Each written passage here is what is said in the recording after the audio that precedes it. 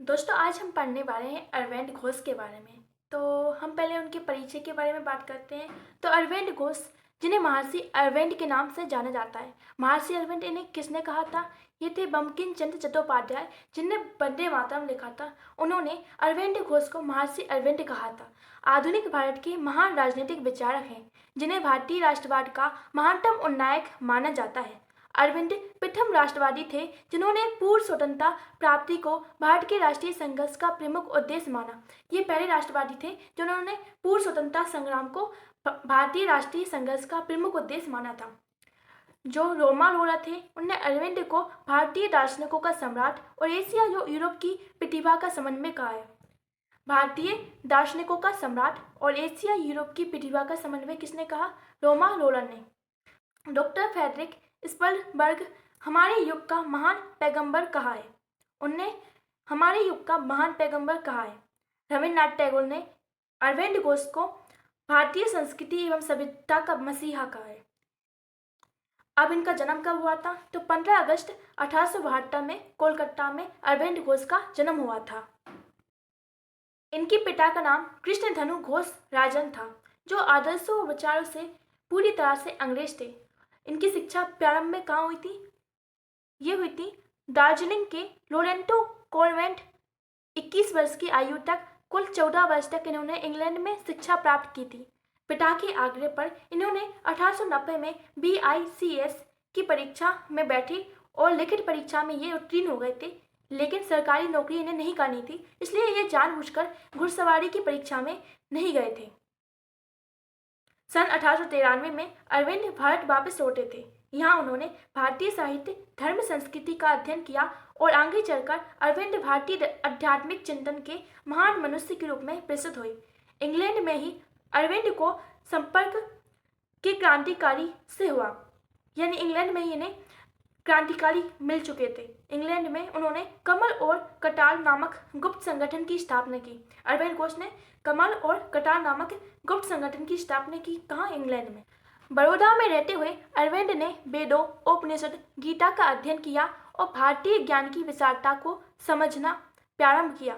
वे शीघ्र ही इस निष्कर्ष पर पहुंचे कि प्राचीन भारतीय ग्रंथ आत्मा की उन्नति के लिए परम आवश्यक है। अब अरविंद घोष समझ चुके थे कि भारतीय ग्रंथों की वैल्यू क्या है। रामकृष्ण परमहंस और विवेकानंद का उन पर निर्णायक प्रभाव पड़ा। वे अंग्रेजी शासन के विरोधी थे, कांग्रेस में उदारवादी विचारों के आलोचक थे तथा वे क्रांतिकारी के अधिक निकट थे। जब वे जेल में थे तो उस समय उनमें एक नया क्रांतिकारी परिवर्तन आया तथा वे अध्यात्म की ओर झुक गए। जेल से मुक्त होने के बाद उन्होंने अपने देशवासियों को जागृत करते हुए कहा, केवल धर्म के लिए और धर्म के द्वारा ही भारत की यह स्थिति है। 1910 में उन्होंने राजनीति में अपने को अलग किया और पांडुचेरी में अध्यात्म सेवा में अपने आप को समर्पित किया और 5 दिसंबर 1950 को अरविंद ब्रह्मलीन हो गए। अब हम इनकी रचनाओं के बारे में बात करते हैं। तो इनकी रचना है the life divine, essays on Gita, Savitri, the human cycle, the ideal of human unity, foundation of Indian culture. Aurobindo का तत्व दर्शन मूलतः ये भारतीय थे, लेकिन पाश्चात्य दर्शन का भी इन पर थोड़ा सा प्रभाव पड़ा है, क्योंकि इनका जो बचपन है वो ज़्यादातर समय इंग्लैंड में बीता था। इन्होंने आध्यात्मिक नैतिकवाद को समस्त परिवर्तनों का मूल माना है। अब इनकी राष्ट्रवाद की संकल्पना के बारे में बात करते हैं। अरविंद की दृष्टि में राष्ट्रवाद केवल एक राजनीति और आर्थिक नारा नहीं है, बल्कि यह आस्था का विषय है। ये मनुष्य का धर्म है। मतलब जो अरविंद घोष थे वो ये नहीं मानते थे कि राष्ट्रवाद केवल राजनीतिक का मामला है, बल्कि ये मानते थे कि राष्ट्रवाद वो उनके लिए एक धर्म के समान है। भारत को एक भौगोलिक प्रदेश मात्र नहीं मानते थे, बल्कि एक मूलतः आध्यात्मिक संकल्पना है, जिनका लक्ष्य मानव के आध्यात्मिक विकास को पूर्ण करना है। भारत उनके लिए माता के समान है। वो साक्षात देवी हैं, जो शताब्दियों से बड़े ही प्यार दुलार से अपनी संतान का पालन पोषण करती हैं, परंतु आज वे ब्रिटिश शासन से कलह रही हैं। भारत माता के चरणों में पड़ी बेड़ियों को काटना उनकी संतान का परम कर्तव्य है। अरविंद का विचार था कि मानव जाति के अध्यात्म जागरण में भारत को अनिवार्य भूमिका निभानी है, यानी मानव का अध्यात्म जागरण हो, इसके लिए भारत एक महत्वपूर्ण भूमिका निभाए। उसे समस्त भूखंड को एक दिव्य संदेश देना है। उसके अनुसार स्वराज एक आवश्यक परिस्थिति है, क्योंकि बिना स्वराज प्राप्ति के भारत अपने पूर्व निर्धारित लक्ष्य को प्राप्त नहीं कर सकता। इसलिए भारत का स्वतंत्र होना सिर्फ भारत के लिए नहीं बल्कि संपूर्ण मानव जाति के हित में है। उनका मानना था कि भारतीय संस्कृति ही अध्यात्मवाद के द्वारा ही भारतीय संस्थाओं संस्कारों को नष्ट होने से बचा सकती है। अरविंदो का अंतिम लक्ष्य आध्यात्मिकता से साक्षात्कार था, क्योंकि वे भारत को फिर से एक महान और स्वतंत्र राष्ट्र के रूप में स्थापित कर सकते थे। श्री अरविंद को दृढ़ विश्वास था कि भारतीय अपनी आध्यात्मिक चेतना के बल पर संपूर्ण मानवता को मुक्ति का मार्ग दिखा सकते हैं, और ऐसा होना संपूर्ण विश्व के कल्याण के लिए आवश्यक है। राष्ट्र उनके लिए केवल एक भौगोलिक सत्ता या प्राकृतिक भूखंड मात्र नहीं था। अरविंद घोष के लिए वे स्वदेश को अपनी मां के रूप में पूजा करते थे। अरविंद का मत था कि राष्ट्रवाद कोई कृत्रिम चीज नहीं है, बल्कि एक धर्म है जिसे लेकर हम जीवित रहना है। इस प्रकार अरविंद के लिए राष्ट्रवाद एक धार्मिक और आध्यात्मिक है, कोई निजी राजनीतिक चीज नहीं। अरविंद ने आह्वान किया कि भारत माँ को स्वाधीन किया जाना चाहिए और दासता की बेड़ियों से तोड़ना चाहिए। इसके लिए हमें हर संभव प्रयत्न करना चाहिए। राष्ट्रीय मुक्ति का प्रयत्न एक परम पवित्र यज्ञ है, जिसमें बहिष्कार, स्वदेशी, राष्ट्रीय शिक्षा ये सब उनके लिए आहुति है। इसका सफल स्वतंत्रता है जिससे हम देवी माँ भारत को समर्पित कर सकें। उनकी जो राष्ट्रवाद की जो धारणा है वो अरविंद घोष का राष्ट्रवाद संकुचित और सीमित नहीं था, अपितु विश्व बंधुत्व के आदर्श उसमें मौजूद थे।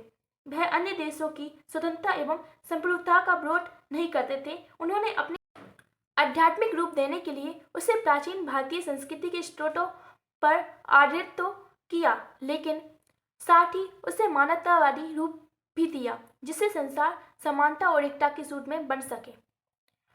अरविंद की हिंदू राष्ट्र की अवधारणा भी बहुत ही उदार थी। उनका जो हिंदू राष्ट्र की अवधारणा बहुत ही ज्यादा उदार थी। अरविंद का मत था कि हिंदू धर्म शाश्वत है, वह सार्वभौमिक धर्म है जो सबको समेटा हुआ है।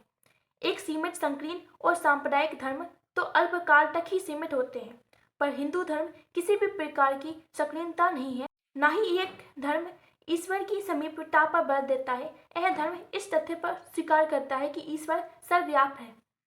इस धर्म में हमें सत्य की अनुभूति होती है।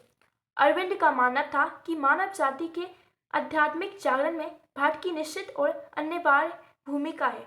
भारत को संपूर्ण मानव जाति को एक दिव्य संदेश देना है, जो तभी संभव है जब भारत स्वतंत्र हो।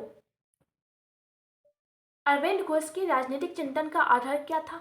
तो अरविंद का राजनीतिक चिंतन अन्य विचारकों से अलग था। जहां अन्य विचारकों के लिए राजनीति और अध्यात्म दोनों अलग अलग हैं, वहीं अरविंद के लिए राजनीति और अध्यात्म के बीच घनिष्ठ संबंध है।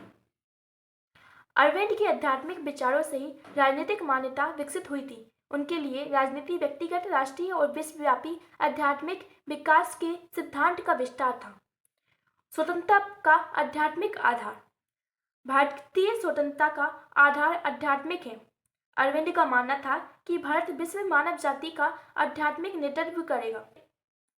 पराधीन भारत का यह नेतृत्व नहीं कर सकता, इसलिए स्वतंत्र प्राप्त करना आवश्यक है।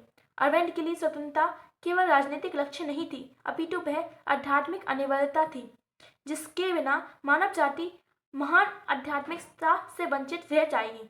अर्थात स्वतंत्र होकर भारत अध्यात्म के आधार पर ज्ञान को फैला सकता है।